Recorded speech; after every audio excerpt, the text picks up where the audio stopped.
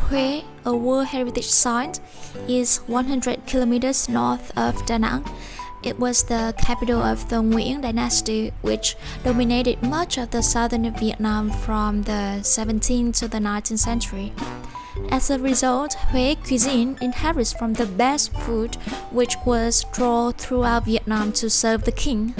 Huế dishes are often served in relatively small size with refined presentation, and they are often very spicy. I've been to Huế numerous times before, but most of the time it was only to visit the citadel and the king's tombs. This time I decided to make a one-day trip just to discover street food of Huế. So here are my little discoveries. Now, what is the first thing that you should eat in Huế? Can't really go wrong with the most famous dish of this city, bún bò Huế. Following the recommendation of a local friend who is also an expert in Huế eateries, we arrived at a small bún bò stand in a tiny street. The place was packed with people, just exactly what we had expected.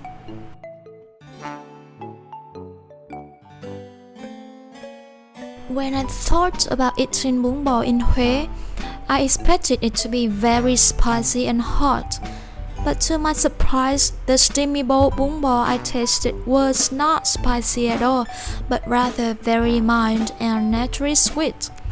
It was so good. So this is what I like about eating a dish at its birthplace, because your previous concept of a dish and the real dish may actually be two very different versions.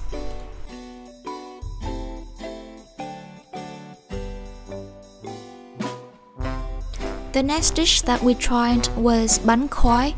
This restaurant that we went to is very famous locally. It's been running for decades.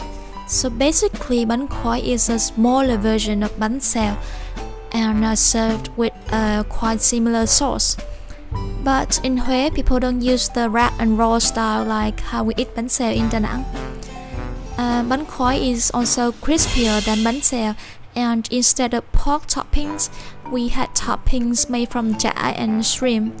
A very fun and yummy snack, but for 20,000 dong each, quite expensive.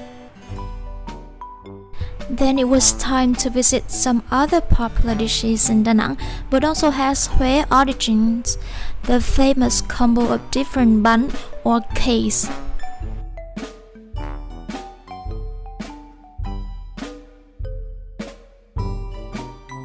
One major difference of the Huế version, or the version of the place that we went to, was that bánh nậm and bánh bột lọc here are wrapped in prunium leaves instead of banana leaves like their Da Nang's counterpart. Therefore, they have a very different and unique scent.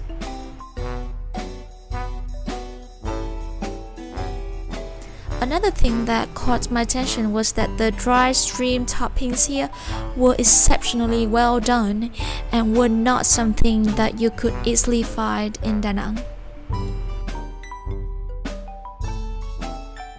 This is another authentic Huế dish that is very hard to find anywhere else.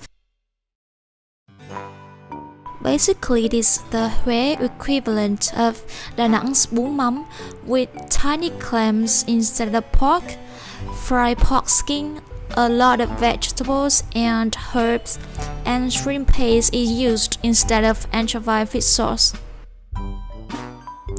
And just like bún mắm, the dish is very cheap, but tasted insanely good. If you put as much of the chili as I did, you will understand why they say Huế food is spicy.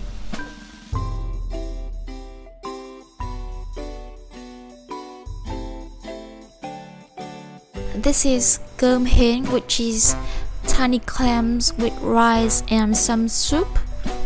It is very good, but I still prefer the bún hến, which is the vermicelli with clams.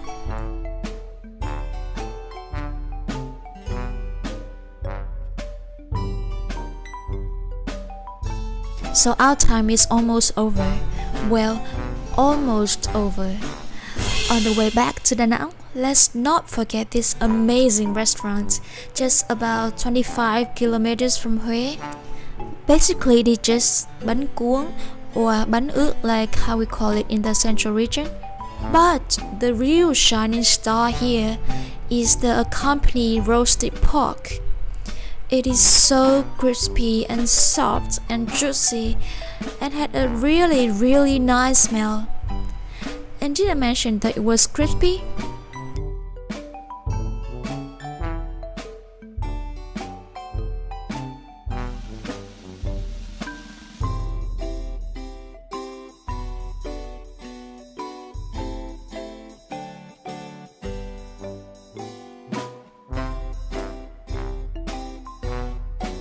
This is the favorite place of long-distance travelers along the national route.